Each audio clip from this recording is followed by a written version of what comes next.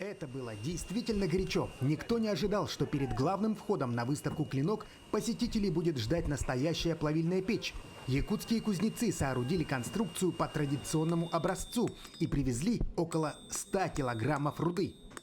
Привезли руду из Хангаласского, и Амгинской руду и из Намского улуса. Вот 3 образца. И уже второй день плаве. С первого образца мы заготовили железо для топора.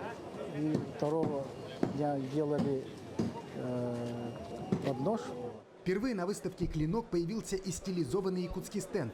Под сводами у росы сразу 17 мастеров представили свои работы. Некоторые из них – настоящие произведения искусства. Нож Петра Лукасова, резьба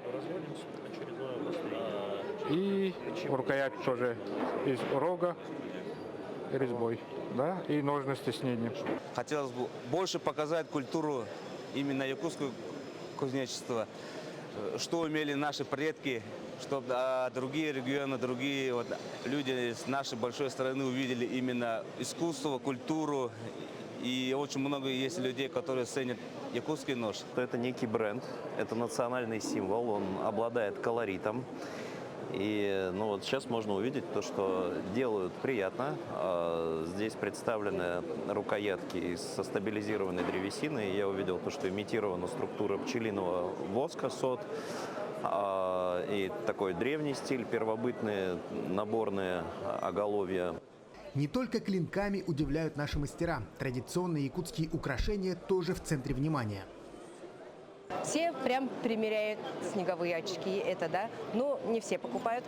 Они, оказывается, не знают, что у нашего народа были такие вот очки, интересуются, одевают, фотосет устраивают. Выставка «Клинок» – это еще и международный конкурс. И работы наших мастеров удостоились сразу нескольких наград. В 3 номинациях якутские умельцы завоевали первые места.